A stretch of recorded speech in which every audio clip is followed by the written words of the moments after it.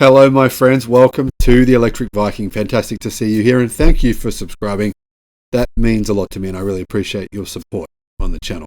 Now, EV news is going crazy right now. I'm finding it difficult to keep up, just to read all the news that's going on. There is so much happening right now, and so many little things behind the scene. Car makers, battery manufacturers, semiconductor chip manufacturers, autonomy, robotics. Insane. So exciting. Well, Genesis has revealed their first EV on the eGMP platform called the GV60. And I don't know about you, but I think it's ugly. Genesis is supposed to be Hyundai's premium brand. In fact, they are Hyundai's premium brand. And honestly, would you have this over the Ioniq 5? I wouldn't. I'd take the Ioniq 5 every day of the week. Anyway, maybe the final production version will be better than this. Let's cross our fingers and hope so. Well, Hyundai's luxury division has just unveiled interior and exterior images of their first entry into the electric vehicle market. And I was going to say their entry-level model, but it's not an entry-level model. It's a Genesis. Anyway, the car takes the form of a crossover SUV, and it's called the GV60. Genesis's press release mostly describes the design of the car without getting into any real detail, unfortunately. So we'll learn about specs sometime in the future, say Genesis. But what we can see from the photos here, guys, if you have a good look, you can see there's an inclusion of a camera-based side mirror system because there's no side mirrors. So there must be cameras. Now imagine in most countries that Genesis will add the mirrors back on, because unfortunately in many countries you're not allowed to have a car without side mirrors. But that's neither here nor there, is it really? Now the wheels look quite complex, and they don't have any aerodynamic covers on them for increased efficiency. But that's something you can easily buy aftermarket if they don't come with them. But I imagine they probably will come with those as well. Now the roofline is quite high, and it should provide decent headroom for an EV.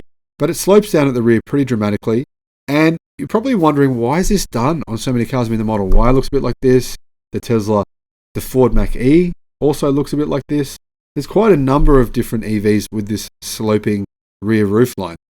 The reason is, of course, aerodynamic efficiency. Now, the front grille is quite larger than what we've seen on most EVs, but it looks like it's got a plastic piece behind the grille opening, making the fake grille look a little less fake. If that's your thing, okay. Now on the interior, there are plenty of knobs and buttons, very different to Tesla, of course. And there's a large, wide display that combines both the driver's dash and the center infotainment system. This is becoming quite a common type screen used in a lot of different cars. So I imagine that there's probably one company making these screens and putting them in a lot of cars. You can see a similar screen, quite a number of different Mercedes models on the market right now. Now there are two screens placed near where the side view mirrors would be, which are intended to show the display from the mirror cameras. And these, again, may not make it to production, depending on regulations in your specific country. Now, personally, while I'm not a big fan of the exterior, it just looks like nothing to me. It looks like you drive past it and you wouldn't even notice it. Whereas you drive past the Ioniq 5 and you go, whoa, what was that? That's different. That's cool.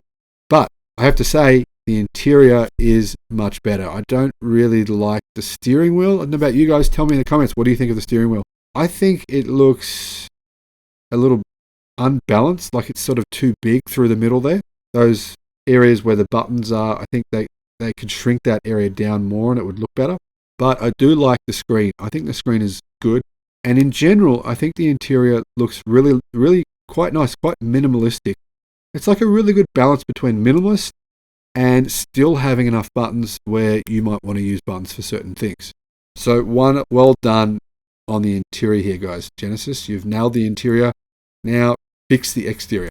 Now, Genesis apparently are extremely proud of this crystal sphere shift knob. This is a feature they first showed in their Genesis X Concept EV. It's a shift-by-wire system which acts as an electronic shift knob and may also give access to some performance options on the car.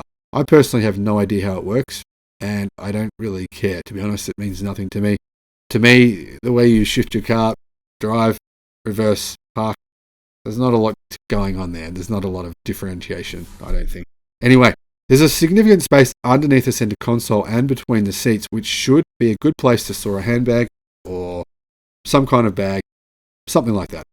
Now, apparently the GV60 will be based on Hyundai's eGMP platform, which is their electric global modular platform. And this platform was co-developed alongside EV startup Canoo. We've already seen 2 other vehicles based on this platform, the Ioniq 5 and the Kia EV6. And guys, that's another car. Kia is meant to be sort of viewed by a lot of people as more of a, maybe a, not budget anymore, but more of a low to mid-level priced manufacturer. And the EV6 looks way better than this, and the Ioniq 5. I don't know what Genesis are thinking. Anyway, I'll move on. Now, while Hyundai and Kia have been making EVs for a long time, Genesis, for some strange reason, hasn't joined in yet. They've shown their Mint City car concept, but beyond that, we've just heard years of talk and not really any action.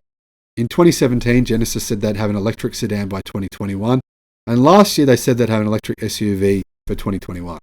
So now we know what both of those cars will be. A few months ago, Genesis showed an electrified version of their G80 sedan. That will be platform on a dedicated up. EV recommend buying a car unless it's built on a specific EV platform. I think you miss out on a lot of the benefits if the car is built on an ICE vehicle platform. Now the GV60 will be built on. Now, although the GV60 won't be coming in 2021, as Genesis had previously promised, Genesis says North American deliveries will actually start in 2022. Now, I'm personally really looking forward to seeing more information about the GV60 in future. I'm interested to know whether or not feedback from their potential customers or just from the market in general will lead Genesis to think maybe the styling is bland and derivative, unlike the Kia and Hyundai Ioniq 5 that we've just talked about. But who knows? We'll see. Now, don't get me wrong. I don't think this is an ugly car. It's not. It's just bland and derivative looking. And maybe the fact that they've shown it off in this, I don't know what color that is, yellowy green color would you call it, doesn't help, right? If it had been a nicer color, maybe it would look better. But anyway, those are my initial thoughts on the Genesis GV60 crossover. What are your thoughts? Tell me in the comments below what you think about it. If you want, jump onto our Facebook group, get involved there, tell us there what you think. Thanks for watching. I'll see you on the next one. Bye-bye.